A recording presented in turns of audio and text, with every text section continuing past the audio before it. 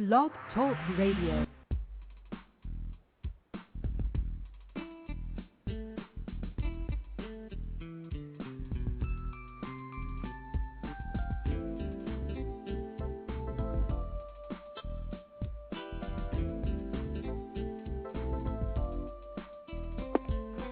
Hi, everyone, and welcome to Franchise Interviews, where we're asking the franchipreneur who owns one. I'm your host, Marty McDermott, with my co-host, Don Johnson. And if you've ever dreamed about owning your own business, then you've come to the right place. We have a great show today. We have the pleasure of meeting Dan Lockwood and Chris Cadigan, franchise owner of Unishippers. And Unishippers help small businesses save time, trouble, and money on all their shipping needs. And that's coming up in segment 2 of Franchise Interviews. So stick around because we got a great show.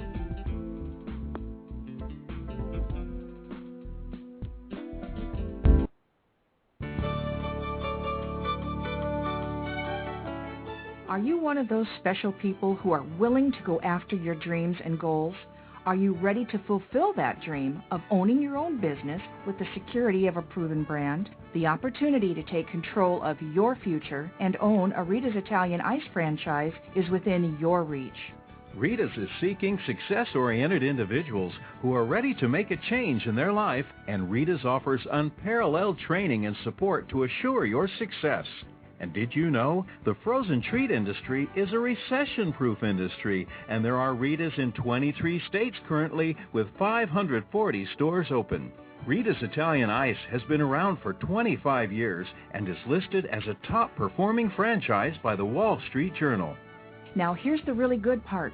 Rita's Italian Ice is a unique and amazing taste treat. It's smoother than a snow cone, and it combines ice with real fresh fruit. The real fruit adds dramatically to the taste, and it comes in over 40 flavors. The ice and fruit are mixed on site and made fresh daily, and it is delicious. You'll want to know more about this exciting and successful franchise opportunity. Go to www.ownaritas.com and get all your questions answered. That's www.ownaritas.com to take control of your dreams and future today. You don't want to wait any longer to be a part of this adventure. www.ownaritas.com.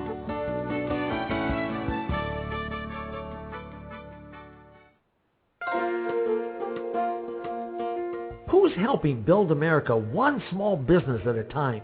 Franchise Inc., a free consulting service. For years, Franchise Inc., a national company, has been helping people franchise their business concept and help folks like you own a franchise. With over 2,500 franchise systems out there, it can be awfully confusing. Don't take chances with your future. At Franchise Inc., we've done the homework for you. We can help match your interests and background with the franchise that's right for you. And we only work with proven franchise systems with a solid reputation and track record of success. The consultants at Franchise Inc. can help you with your short and long-term wealth strategy. Give us a call today and we'll send you free our best-selling book, Solving the Puzzle of Owning a Franchise. Remember, it's not just owning a franchise, but finding the right one for you. Call us at 800-961-0420 for a quick consultation to discuss what's important to you, your business, and your future. The service is free. The book is free. What do you have to lose? Find the business that's right for you. Call Franchise Inc. at 800-961-0420. That's Franchise Inc. at 800-961-0420.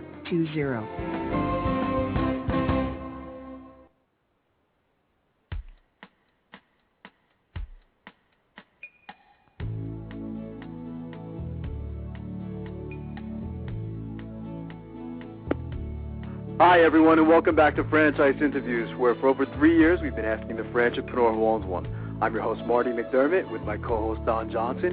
And if you've ever dreamed of owning your own business, then you've come to the right place. And today's show is being brought to you by Franchise Times Magazine. Franchise Times is the only publication that targets both franchisors and multi-unit franchisees, and is a must-read for anyone looking to buy a franchise. How you doing today, Don? Welcome back. I'm fine this week, Marty. How about yourself? Good, good. Just as you know, I was in Miami last week, so it's kind of tough getting back to this cold weather, and we got hit with some snow today, which I think you did as well. So right. But yeah, Miami's. Yeah, I'll be in San Antonio this That's upcoming right. weekend at the IFA franchise show, so I guess I'll get a little warmer weather, but that's a big change for you, Miami to PA. Oh, it's incredible. I mean, it was about 80 degrees, I think, when I left, and this was for the Capital University graduation ceremony, and I think I mentioned to you that we had Colin Powell as our guest speaker, so it was really, talk about inspiring. I mean, he's just really one of the best. This guy definitely could have been president if he wanted it. Yeah, very good speaker. He spoke at the IFA 1 or 2 years ago. That's you right. talked about maybe opening up a franchise interviews office down in Miami. Yes, and I think we're going to do that next year. I think we're going to have to. We just need a couple more sponsors, and I think we'll have enough to get the offices down there, you know. But good plan, yeah. Yeah, our last show, Don, we met with the Mako franchise opportunity, and I tell you, I was really impressed. What were your thoughts on last week? Yeah, well, I've known Rick a while, and I was impressed by his background. He worked at a few franchises like Amco, Nutrisystem, 7-Eleven, a lot of franchise background. And, yeah, I like the way they've brought a team of franchises together under the Driven Brands name, and Mako has a good name. It's been out there for years, and founded by Tony Martino, who's like a franchise Hall of Famer. Yeah, he really it was funny. I was thinking before the show, like, how do they come up with the name Amco or Mako? And I guess they used Anthony A. Martino Company. Those are the initials. That was pretty interesting. I never knew that. Did you? I never knew that either. And then Mako was what? It was a Martino Anthony A. Company, right. Something like that. Yeah. But it was incredible. But like you said, I mean, the whole Driven Brands. What Rick was saying is that I think there's a synergy now. I think the companies like under that flag would be Mako, Meineke. I think he mentioned Econolube. I think Aero Colors might be another. And I think there's a couple other ones too. But that's what you got going now is a synergy with all these companies working together. You know, it kind of makes sense. Right. Yeah, it's interesting, and they're nationwide. They've been around for years. It was interesting how he described the actual franchisee's place of business, having like a little assembly line to get the job done. It was interesting hearing about all the specifics and training of the franchise. Yeah, no, it's true. It's something interesting too is there's no national companies out there in this type of business, are there? You know, I mean, when you think about getting your car painted, I mean, who do you think of? You know, who's the first company that comes to your mind? Is that kind of surprising to you? I am very surprised. Yeah, I had no idea. You know, when he mentioned it, I said, yeah, you know what, there is no one else out there. And that's something that you're getting, too, you know, when you're buying a franchise, you know, is that strong brand name recognition, you know, especially with a company like Mako. He was mentioning that there's 3 characteristics that they look for in their franchisees, and I thought this was interesting. He mentioned that they should be customer-oriented. They should have some management skills because he described Mako, Don, as like almost like an assembly line, you know, going back to like Henry Ford, like it's a factory, you know. I mean, you have all these cars coming in, goes to one part, then it goes to another part, then it goes to another part. So you do need those strong management skills, and then, of course, the financial ability. But if you think about it, I mean, you really don't have to have a background in automotive in the automotive industry. You know, I mean, the last franchise I think that Rick sold to was a pilot, and I thought you'd find that interesting. You know, with your dad being an ex-pilot. You know, and that must be a challenge for them too, because I think the automotive franchises, I think a lot of people probably shy away from that industry just because they're intimidated by it. They say, you know what, I know nothing about cars or anything like that. But that's the beauty of franchising is you don't have to, you know. Any of those businesses, you know, it doesn't matter. The industry's making a comeback, I guess, with the rough economy, more people keeping their cars, which means cars will have some, you know, maintenance issues or need painting or need to be serviced. And cars are lasting a lot longer today, you know. And I mean, and you know, it was a theme on our show, you know. We've had other automotive types of franchises on the show before, and they said that, you know what, when the economy is bad, people do keep their cars longer, you know. So it does make sense. What Rick spoke about, and I'd really like to do, you know, a whole show on this topic because we haven't really spoken about it much in 3 years, is exit strategies. You know, I mean, he mentioned that, you know, they want to talk about exit strategies from day one with their franchisees. They want to make sure that they're prepared, you know, and I think it's a 15-year agreement when you sign on with Mako. But did you find it interesting that their franchisees, they kind of like encourage them to buy the real estate right. where they're located. I thought that was, fascinating. I think McDonald's has a similar concept. Well, it's a good long-term strategy. I mean, this is most of the time someone's retirement plan. Right. He called it on the land building, have a business paid off, have a few locations. I mean, that's that's going to have some nice overall value. Right. He called it the 21st century 401k, which is true. It's right. Makes a lot of sense. So, I'd like to talk more about that in the future and kind of like bring some of their other brands into the show as well. You could have a whole like driven brand show, and speak to the guys at Meineke and Econoloop and Aerocolors. I think that would be a fascinating show. So good idea. Yeah. Definitely like to let's keep our eye on Mako.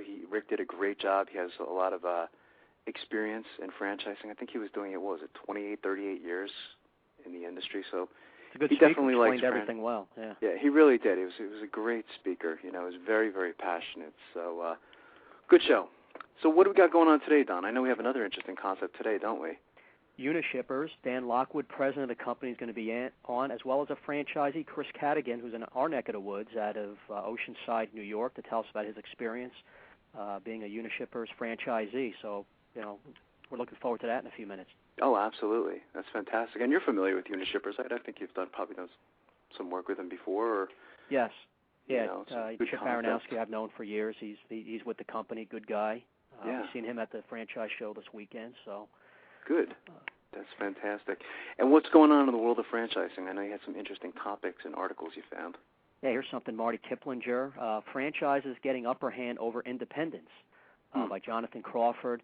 Franchises are making gains on independents, especially restaurants. By 2013, franchise eateries, fast food outlets, family sit-down places will outnumber all others. Wow. From 2000 to 2008, the number of franchise restaurants grew by 20%, while the number of non-franchise restaurants fell by nearly 4%. That's incredible. It's like a 25% turnaround. This is according to data compiled by NPD Group, a retail market research firm. Deflated consumer spending and crimped credit could even accelerate this trend, nudging more independent restaurants over a cliff. Wow, that's great. Franchises have been far from insulated from the recession, but overall they have performed better, says Jonathan Mays, an editor at Franchise Times magazine. On the whole, franchises will outgrow their non-franchise rivals this year.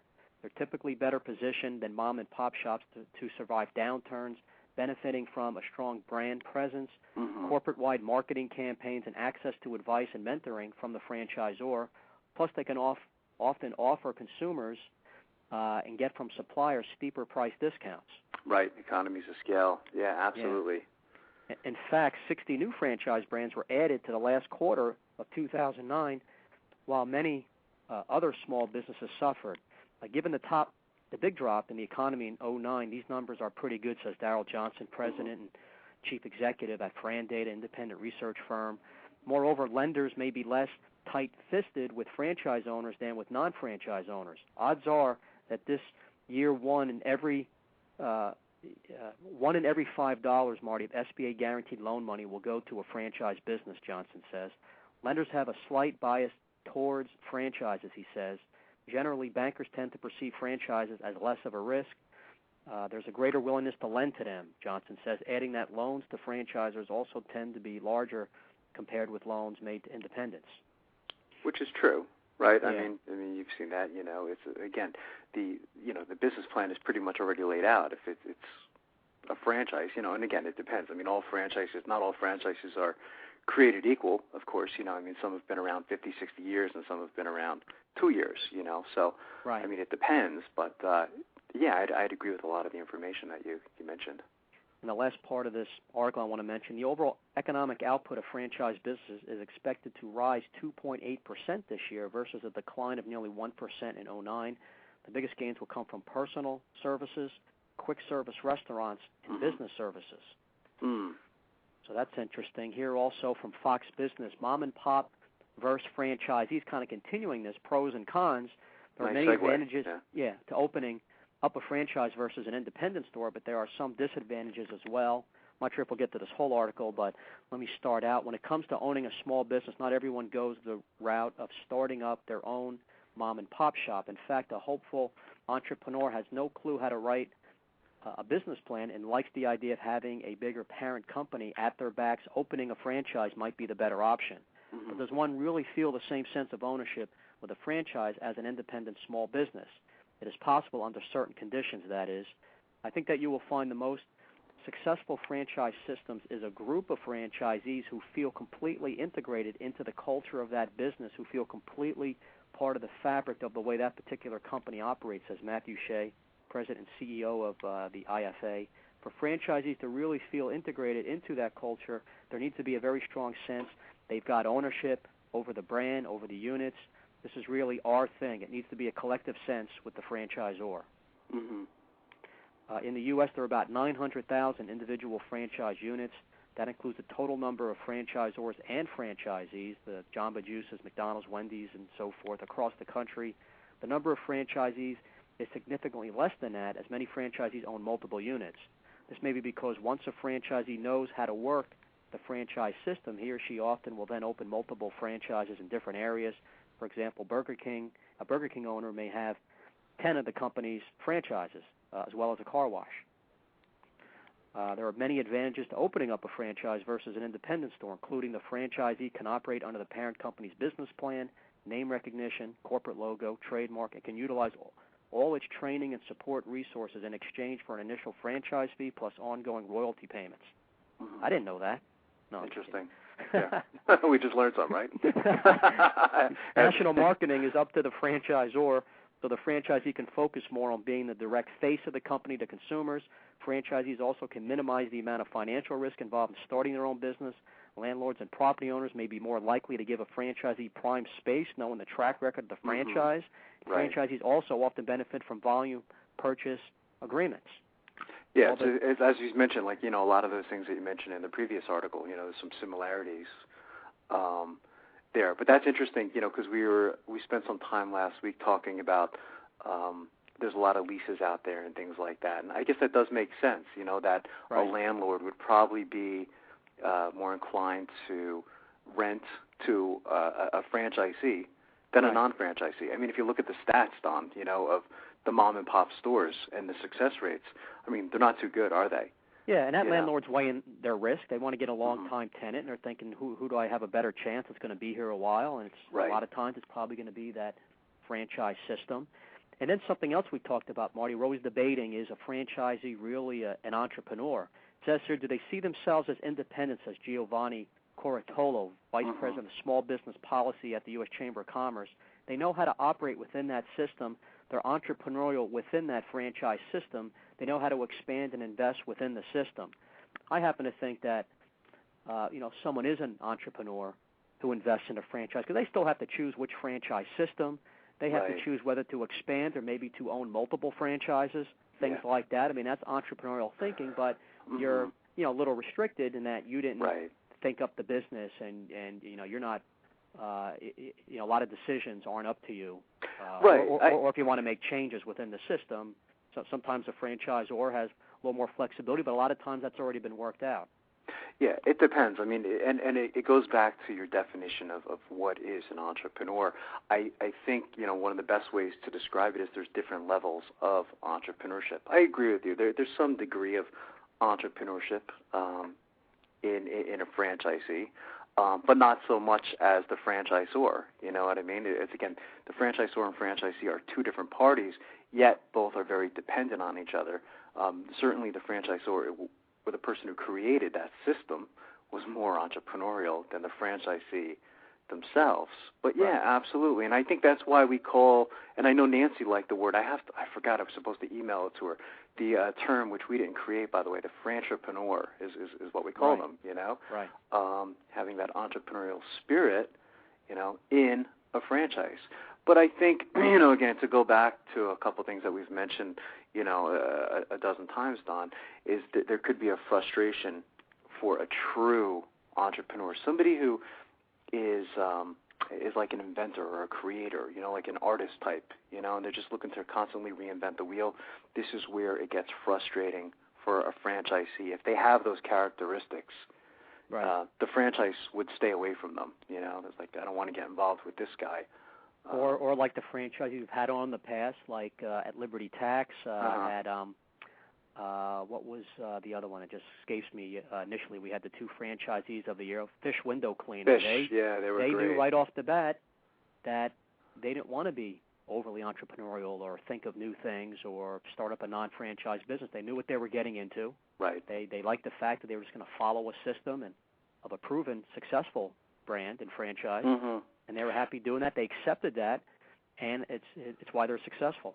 Did you catch what Rick said last week about not going into your hobby? I thought that was kind of interesting as well. He said, you know what, don't always go into what your hobby is. I mean, franchising, I think Dr. Needham takes credit for this one, is a means to an end. I mean, what Mako, when I listened to that show last week, what I got out of it was that Mako is a means to an end. It provides a certain lifestyle for an individual, where you kind of go in at, let's say, 8 o'clock in the morning or 7 o'clock in the morning, and, you're done by the end of the day at 5 o'clock. You're out of there, you know what I mean? And there's no weekends with this type of business, So you have to ask yourself, what do you want this franchise to do for you? And again, you don't get into Dunkin' Donuts because you like the coffee, and it's just such a great analogy that we've used on several occasions. But business is not easy. It's a business. It's helpful to love cars. It's helpful to love cars, but in the end, this is going to be a business with a. It's a means to an end, is what it is, And I think one of the things too is to quote Michael Gerber, is people don't fail because they think too big. People fail because they think too small. Even getting into the whole franchising thing, start thinking about multi-units, becoming like a CEO of 3 or 4 different units, And sometimes they don't always have the money to invest. Maybe an area developer, own a larger territory, bring in other franchisees within your territory, a regional or area developer. Right. So it doesn't always have to be, and a lot of times when I'm talking to my business students and we're talking about going into a business and things like that, is, we use words like passion and things like that, but it doesn't always have to be something that you're passionate about. Again, it's truly a means to an end, getting you from point A to point B. That's what a lot of these franchises can bring to the table. It can provide you with a certain lifestyle. We've spoken to many, those guys that you mentioned about Fish Window Cleaning. I mean, they had such an interesting story because they were working for Enterprise Rent-A-Car. And if you know anyone who's ever worked for Enterprise Rent-A-Car, not to say anything bad about them, but they really work their people. I think it was like 60 to 80 hours a week, these 2 guys working, getting very, very frustrated. And, they wanted to spend more time with their family. And they never pictured ever going into the window cleaning business of all things, They said, no way. But it was a perfect match for them, They said, this type of franchise will provide me with a certain lifestyle that, Right. They saw the needed service involved in their area and thought they can be successful. They really did their due diligence, and it's absolutely. It's all added up for them. Yeah, no, absolutely. I think they worked with a franchise broker too, if I remember correctly. It's and we spoke about that a lot in our show too. The advantages and maybe the disadvantages of working with a franchise broker. But I think we had a lot of great ones on the show throughout the year, and I'm definitely sold on the benefit of using one. It's a free service. Can save a lot of time and money. I'm a big proponent of using professionals across the board to help during the whole process. No, absolutely. With attorneys and consultants, definitely. Yeah, I mean, so those are great articles, and getting back to the whole, royalty fee. I don't know, in the article they mentioned that being a negative, paying a royalty fee. But you and I have mentioned that royalty fee is very important in keeping that franchise running, isn't it? Right. I mean, think about, Subway advertising on the Super Bowl this year. I mean, that happens because of things like royalty fees and advertising fees and things like that. Right. So it is really in the best interest to pay those fees. And, I know it sounds kind of weird, but do it with a smile, because that's where the power comes in. So, yeah, no, absolutely. So I think they're great articles, Don. So once again, nice job. So why don't we do this? Why don't we go to a break? I see our guests have called in, and we'll be right back with more franchise interviews.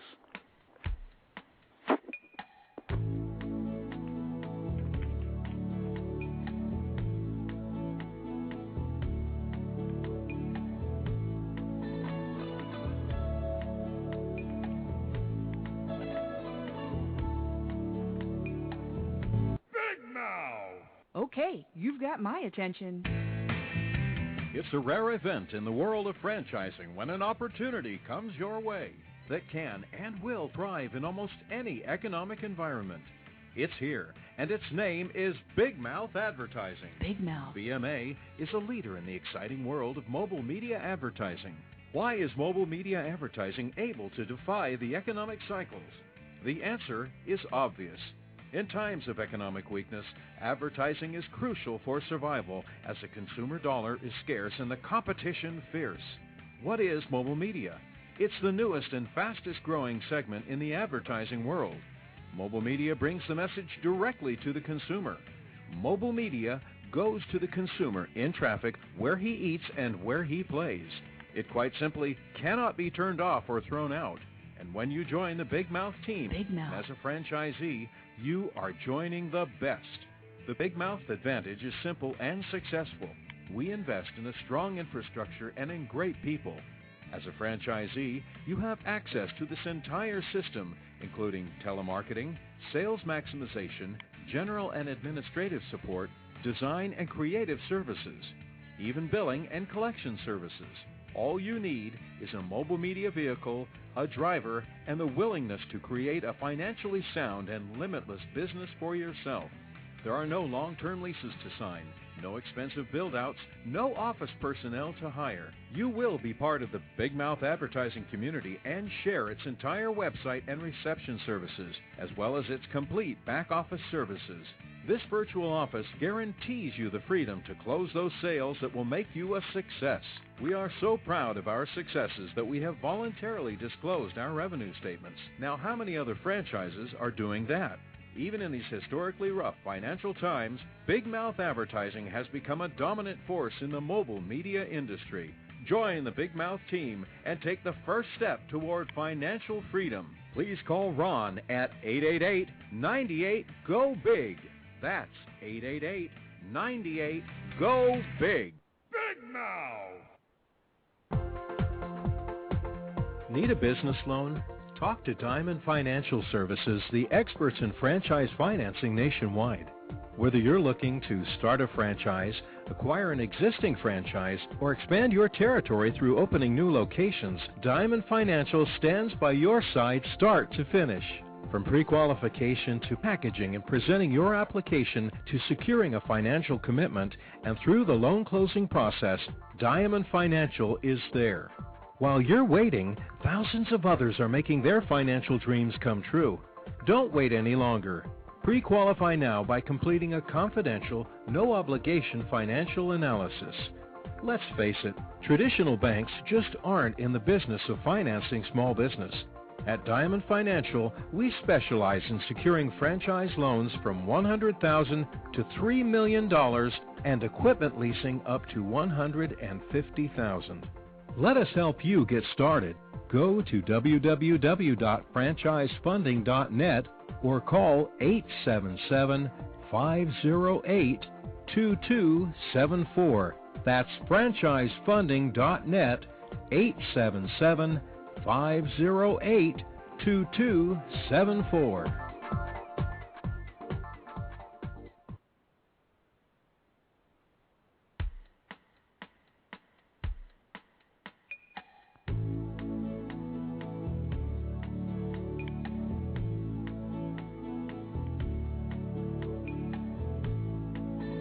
Hi, everyone, and welcome back to Franchise Interviews, where we're asking the franchipreneur who owns one. I'm your host, Marty McDermott, with my co-host, Don Johnson. And if you ever dreamed of owning your own business, then you've come to the right place. And as we were saying earlier, Don, we have a great show today. We have the pleasure of meeting Dan Lockwood, the president of Unishippers, and Chris Cadigan, a franchise owner of Unishippers of Oceanside, New York. And Unishippers help small businesses save time, trouble, money on all their shipping needs. Hi, Chris and Dan. How you guys doing today? Welcome to the show. Hey, good morning, guys. Good morning, guys. Guys, joining us is my co-host, Don Johnson. And, Don, I know you wanted to say hi to Dan and Chris. Happy New Year, guys. We appreciate you coming on. Marty and I are excited about hearing all about Unishippers. And I guess, Chris, you're in our neck of the woods, out on Long Island, New York, huh? Yes, that's correct. Nassau County. Did you get hit with snow, Chris? Little dusting, maybe about an inch. Okay. That's about it. Good. All right, we got hit here in Pennsylvania. So, and Dan, where are you calling from this morning? We always like to get an idea of where what the weather is where you're calling from. Well, I'm calling in from our corporate office in Salt Lake City, and I live in Park City, so we nice. Definitely getting snow today, but that's good news for us. That is good news for you guys. That's great. Dan, I thought I would start with you and ask, what were you doing before joining Unishippers? Well, I was with the McCormick and Schmick Seafood Restaurant Group. Mm-hmm. Yeah, in their new business development and helping them expand out and open up new stores. Actually heard about Unishippers in one of the restaurants, eavesdropping on somebody else's conversation. It's almost like it was fate, you know. It's like, that's interesting. And Chris, what were you doing in your previous life before becoming a franchisee? These are always fascinating stories. Well, actually, I was in industry, or at least a similar industry, working for DHL, and then prior to that, Airborne Express. So I had about 14 years of experience prior to doing this in doing, in the same industry. So right, that's fantastic. So Dan, tell us a little bit about the history of Unishippers, when the company started and when you began franchising. Sure. Yeah, the company was started in 1987 by 4 individuals, one of which who was actually a sales rep for DHL and who really thought of the idea of reselling the services of a small parcel express carrier to the small, medium-sized business market segment. Right. The concept hasn't changed much at all. I mean, the business has changed, but originally an agreement was put together with Purolator, and then shortly after that with Airborne Express. And the founders just saw that the distribution platform of franchising, the entrepreneurial spirit, was going to be the best way to drive growth for the company and achieve their goals. We were with Airborne Express for a long time until DHL acquired them in about 2002, I think. Worked with DHL closely. We'd had a relationship with DHL prior to that for the international part of the business. Brought in reselling freight, LTL, less than truckload, full truckload, air freight, sometime in the late 90s due to our customer needs for a consolidated solution for their shipping, I guess. Became really a true third-party logistics company, an extension of the sales force for our carrier partners. Grew the business, sold the majority of the franchises for national coverage, and here we are today as one of the largest 3PL resellers in the country. Yeah, it's fantastic. How do you describe the franchise system to a potential prospect, Dan? Well, that's an interesting question, and a number of ways of describing it. I mean, structurally, we are a system of franchisees who have territories that they operate in, although there are avenues to sell throughout the country so that we can penetrate vendor relationships and supply chains. Our company is made up of about 285 separate distinct franchises owned by about 125 owner groups. So most of the owners own multiple franchises. We're a company made up of sales consultants, sales managers, customer service and admin folks, and franchise owners. I don't know the exact number, 700, 800, 900 people, covering the country nationally. We're a franchise whose senior executives are all franchisees, which I think is unique. We take an extremely collaborative approach to the relationship we have with our franchisees, with our customers, and our carrier partners. We really look at, those are the 3 legs of the table that our business is based on, and it's very much a relationship-focused company strategy. We're a non-asset-based company. It comes down to the relationships we have with the components of the business. And I guess a lot of those things are true. I saw you guys had a lot of accolades too. I mean, over the years too, Chris. I mean, I saw you were on Entrepreneur's Franchise Top 500 list. You guys were in the Franchise Times Top 200 list. I've seen on several occasions. I guess you've been in the Inc. 5000 list. So I guess all of those things that you mentioned are kind of like attributes of why you hit those milestones, I suspect. Was that to Chris or to Dan? Either. It doesn't matter. But I just thought that was interesting. It was good to see that you guys made those lists. You know, I think it's a nice testimonial. Chris, why did you choose Unishippers? I mean, there's so many franchises out there. I think we're up to this is over 2,500 different systems. What was your reason for choosing Unishippers? I know you had a lot of different choices. Yeah, it's a great question. I've been in this industry for 14 years, and you know, as things began to wrap up for me at my last company, this opportunity had come up. I mean, I met Dan about 2 years ago and his senior staff, and you know, it just to me was a natural extension from what I was doing prior, which I loved, and now the beauty of it is I wake up every day and I do what I love from start to finish, and I'm not afraid of a lot of work, and here I get to, you know, I mean, just I work my tail off, but the beauty is it's all for me. It's every day, so it just made a lot of sense, and you know, Unishippers just you know, again, it was just a natural choice. And did you always want to go into your own business, Chris? I mean, did you know, I mean, if I asked you this question like 10, 15 years ago, that you would be doing this? I mean, could you have forecasted that, you know, you would have owned your own business one day? You know, I always said I wanted to be my own boss. I wanted to go into business for myself. I mean, this goes back to when I was probably in high school or college. Right. You know, but coming up from you know, a meager childhood growing up. I mean, my parents are blue collar people. I never dreamed that I'd be able to kind of put something like this together. You know, and it just everything fell into place again. You know, starting 2 years ago, and you know, here I am living my dreams. So it was a great experience. And I guess franchising made sense to you too, Chris. I guess you were also sold on the franchise concept, you know, as opposed to going out on your own and just starting one of these on your own, which I suspect would be extremely difficult for anybody, even with experience. Would you say?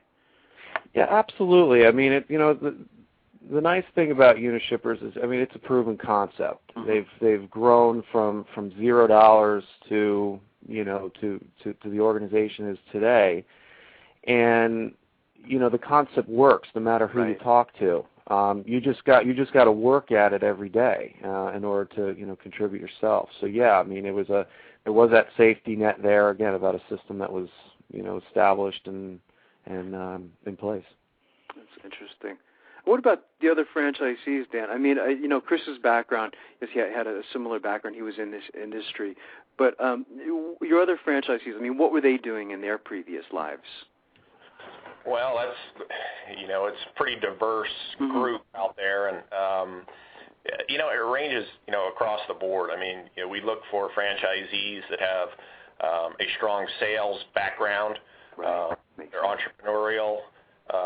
They're not afraid of high activity. You know, we've got franchisees that have been that are still in the system that were the first ones in.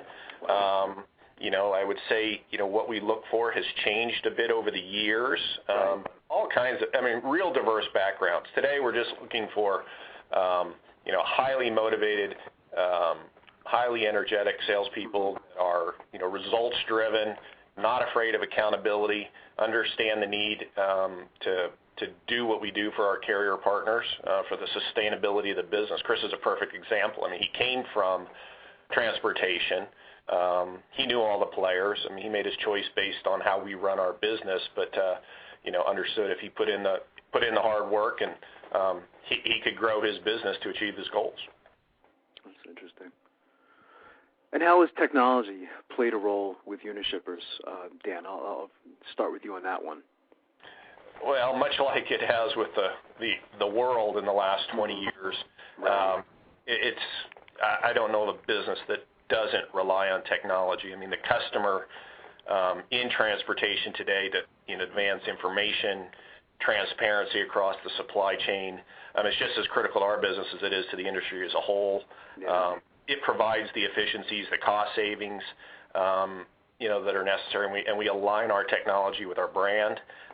We've developed several proprietary systems, 2 separate transportation management systems.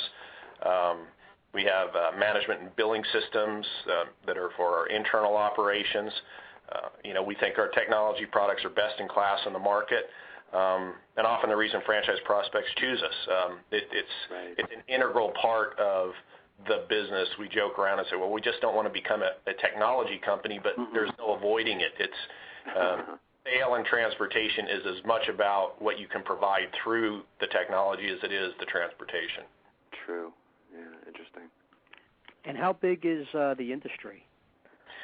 Dan, it's a huge industry. You have any specific numbers? That just depends on who you ask. After last year with some contraction, obviously, that tracks with the economy, I don't have exact numbers. In the express market, as I said, we've moved from airborne and then to DHL, and DHL left the country domestically here, so that leaves UPS and FedEx, and we're one of 2 resellers that represent UPS. So our target market is Federal Express. So the express market is kind of the size of what FedEx is out there. Their share of the $65-70 billion express side of it. On the freight side, cutting at LTL, full truckload air freight, it's just a monster number. $200 million on the LTL side, $700 billion for all transportation domestically. It's just a monster number. So, we look at, in the core business, maybe 35-40 billion on express and another close to $200 billion on the LTL side, which is where our core sales are. Barely scratch the surface. Do franchisees make more money domestically or, shipping internationally? Oh, both. Definitely both. We deal with an express carrier that's has an aggressive growth plan to grow globally. In the full truckload and less than truckload, most of our target business is domestically here, although we work with international air freight carriers as well as ocean freight carriers for import and export. So the opportunity is for both. And Chris, are you a Met or Yankee fan? I'm sad to say I'm a Met fan, but frustrated one. Now, what's been something surprising or interesting, since you've joined the Unishippers team, Chris? Anything jump out? Anything that was a little different than what you thought it would be once you joined? I'll tell you, I was thinking, I figured this question might come up. There's just been so many things that have happened over the last, 4 or 5 months since I've been doing this. But, probably the most interesting thing that really kind of happens, almost daily, I'd like to say it happens almost daily, is just when a customer, acknowledges that they're getting exactly what they thought they'd get. And, it's sad to say in my last 14 years, while I thought I was very successful, which I was, but never really got that recognition from a customer that we were able to make a difference. Maybe save them some money, but here we're actually able to make a difference. In their productivity, in their operations. So yeah, we're able to help them with the bottom line, but also able to maybe improve some efficiencies on the front and back end. Right. So so that to me is probably the most interesting thing to experience. It's just the satisfaction, hearing what your customers are saying about what they bought from you. That's probably the one thing that stands out most.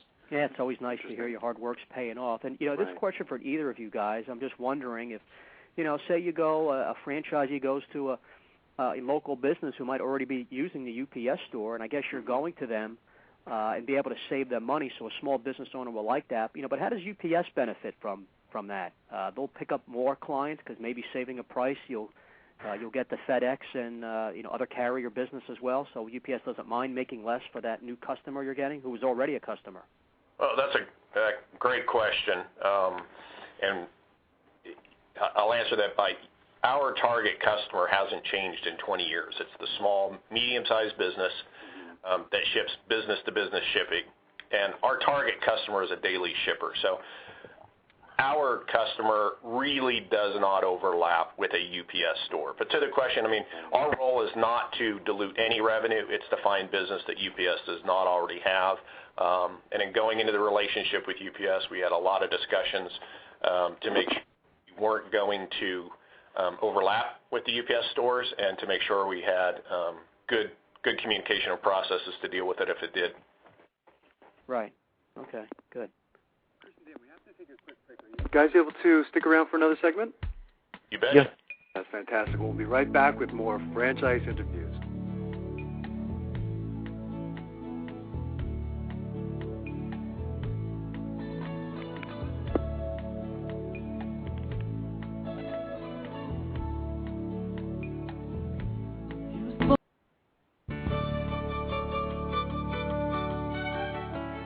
Are you one of those special people who are willing to go after your dreams and goals? Are you ready to fulfill that dream of owning your own business with the security of a proven brand? The opportunity to take control of your future and own a Rita's Italian Ice franchise is within your reach. Rita's is seeking success-oriented individuals who are ready to make a change in their life, and Rita's offers unparalleled training and support to assure your success. And did you know the frozen treat industry is a recession-proof industry, and there are Rita's in 23 states currently with 540 stores open.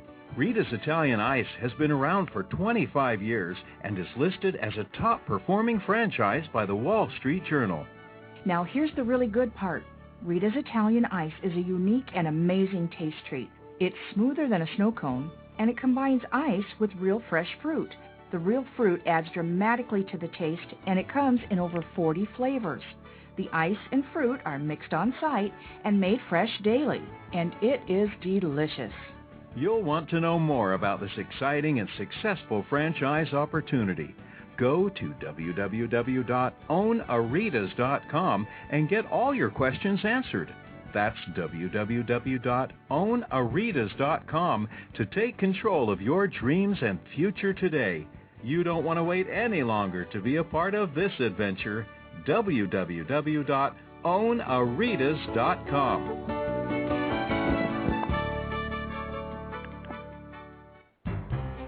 Franchise Interviews.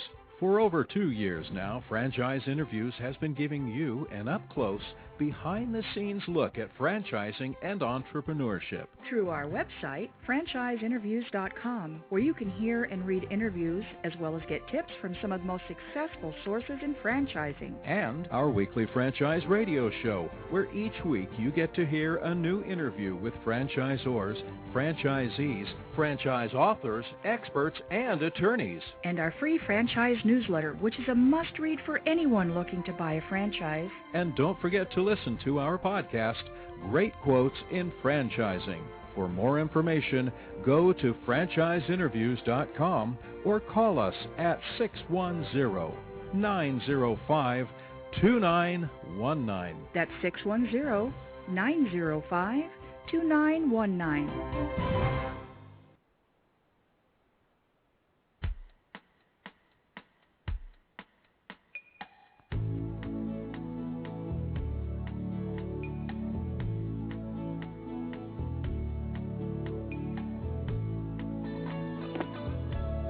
Hi, everyone, and welcome back to Franchise Interviews, where we're asking the franchipreneur who owns one. I'm your host, Marty McDermott, with my co-host, Don Johnson. And if you've ever dreamed of owning your own business, then you've come to the right place. We have a great show today. We have the pleasure of meeting with Dan Lockwood, who is the president of Unishippers, and Chris Cadigan, who is a franchise owner of Unishippers of Oceanside, New York. And Unishippers helps small businesses save time, trouble, and money on all their shipping needs. And Don, I think I'm up. Dan, I wanted to get back to training for a bit, and I guess we'll talk to Chris about that as well as what his experiences were like. But how would you describe the training for new franchisees? Sure. Training is obviously critical in any franchise system. You have proven processes and demonstrated best practices. Our training is comprehensive. We call it our new owner quick start program. It's an intensive 9-month training and support program. Gives our franchisees the best opportunity to get off to a fast start. It includes online training, in-house sales training, and internship, corporate field visits, access to a new owner specialist who conducts weekly calls with our new owners and issues, concerns. So it's ongoing, I would say. Training never ends, but we try to provide, a good foundation to get them off and successful in a hurry. That's good. And Chris, what was your experience like with the training?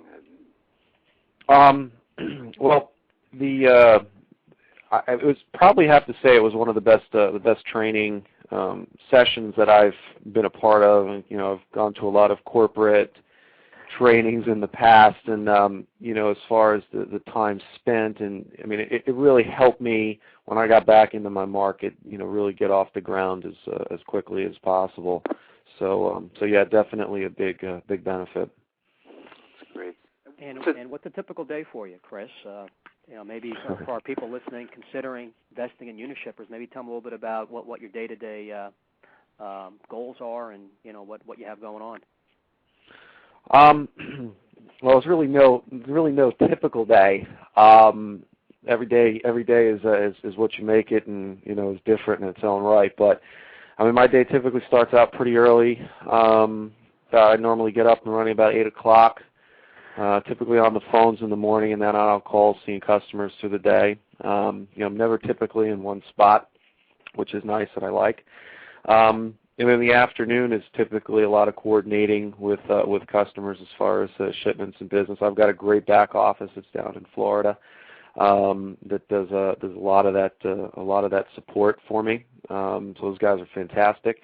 And then my evening is really just kind of following up on things that I need to get done, pricing proposals or what have you, and then also kind of gearing up for my day the next day. So it's typically long days, but it's never a dull moment. It's exciting. So. And that's what you need to, get you through. Yeah, I mean, absolutely. I mean, it's really no difference from any business owner who's getting started, especially me. I mean, I started from scratch, so you have to invest the time in order to get the business up and running. Right. And but other than that, it's great. I mean, you have to love it. You have to love it, but it's every day. I love doing what I'm doing. So. And Dan, what advice would you give to an aspiring entrepreneur looking to buy a franchise? Whether it's Unishippers or another franchise, what advice would you give that person? Well, I think it's important that they understand, what they want, what's important to them. First, understand what their goals are. What are they looking for from the business they're getting into, whether it be lifestyle, earning potential, the activity. Every franchise is not for everyone. I think an entrepreneur is critical in a franchise model, but to really do some soul searching to figure out, what it is that is going to motivate them and make them passionate about the business and achieve their goals. I mean, first figure that out, and then go out and find a good match. I think I heard you guys earlier, talking about the number of franchise concepts that are out there. It's limitless. Literally every kind of business you can imagine. There's probably some franchise model that you can get into and match it up, and that will really ensure success for the individual. With us, we spend a lot of time in making sure that anybody interested in Unishippers is actually going to be a good match for the job. Like Chris said, it's a lot of activity, it's sales, but Chris is new and he's putting in a lot of time to invest in bringing on that customer base that is residual, knowing that it only gets better because those customers stick with you. It's true. Yeah. And Chris, how would you answer that question? What advice would you give? I mean, the majority of our listeners are aspiring entrepreneurs thinking about buying a franchise. What would you say to them? What advice would you give them? Well, yeah, I mean, to echo what Dan said, you gotta match up, what you love, with what you want to do. I mean, but also to not make it a hobby with what you guys said earlier. Right. Clearly, I love coffee, but I'm not going to go into Dunkin' Donuts. That's just me. Yeah. But you know, as long as if you love the concept and you love what you're going to be doing every day, and you know, clearly you're going to be investing the time, so you have to enjoy it. You know, just at that point, if you can find that match, then just follow your dream and just go with it. You know, also understand you have to have the fortitude, so to speak, to kind of go with it, because I mean, you know, you're on your own essentially to build the business after you're in. Right. But I mean, you know, if you've got that dream and that desire, you know, as an entrepreneur, then go for it. You know. Yeah, that's well said. And that's great you went for it, Chris. A lot of people, you know, nervous to take that step. You know, fear is the unknown, and sometimes they don't have confidence in starting a business. I guess that's one of the strengths of franchising. You get that support, ongoing support, training, and everything.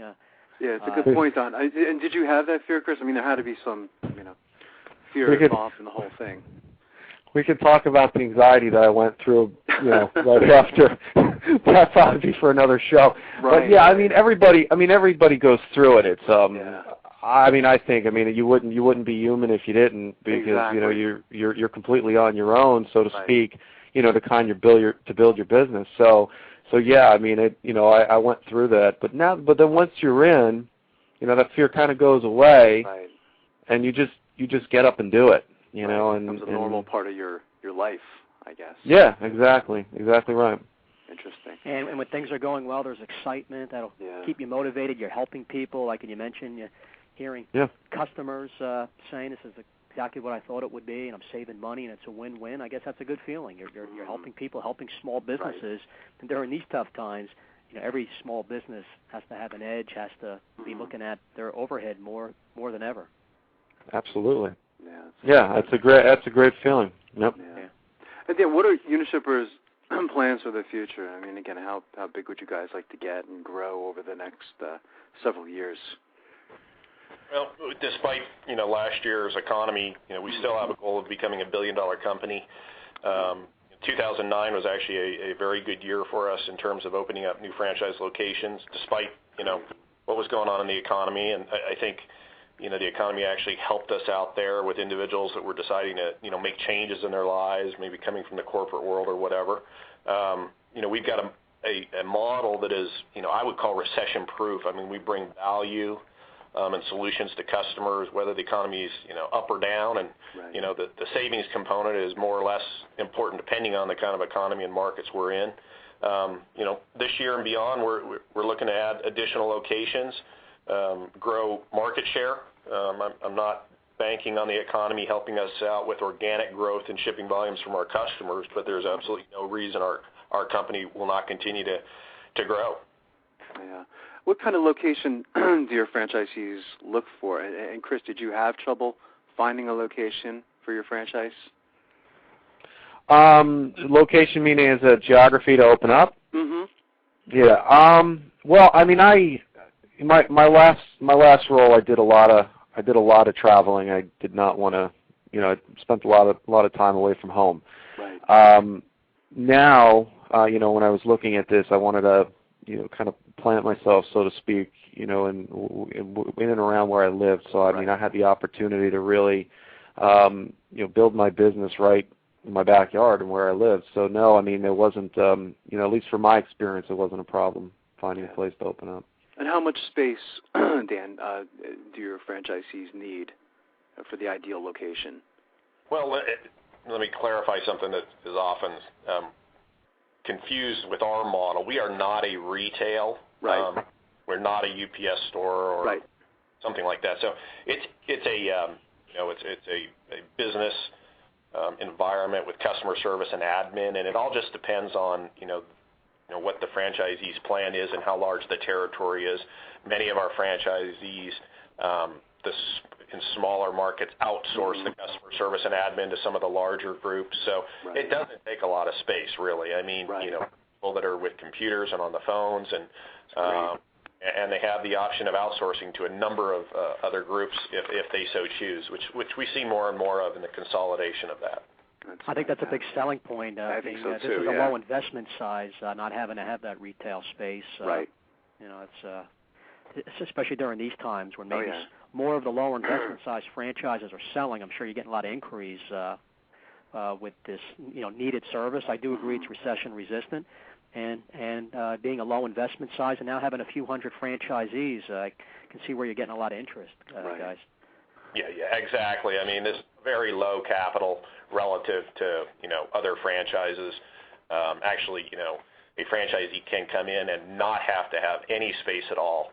They can outsource the customer service and admin to one of our larger groups that do an excellent job and focus entirely on the sales side of the business, grow the business, and at some point decide to take over that customer service and admin if they so choose, but literally can get in and have that cost be variable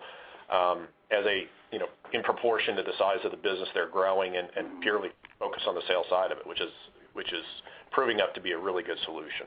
That's great. Dan, we have about 30 seconds. What's the best way for our listeners to get more information on becoming a Unishippers franchisee? I would call and ask for Chip Baranowski at our corporate office at 800-999-8721, and we'll start with the process of seeing if we're a good fit. Fantastic. I want to thank both of you gentlemen again. You guys have been fantastic guests, and we'd love to have you back at the end of the year.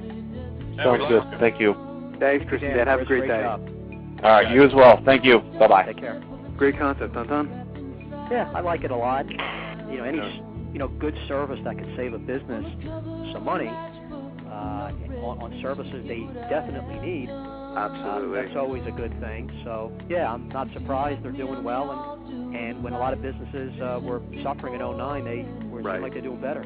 Exactly. That's interesting. So great job in segment 1 today, Don. And for our listeners, go to franchiseinterviews.com, franchisefunding.net, gofranchise.com, and I'll be talking to you next week, Don, for another great show. Excellent, Marty. Have a good day. Have a great week, Don. Bye-bye.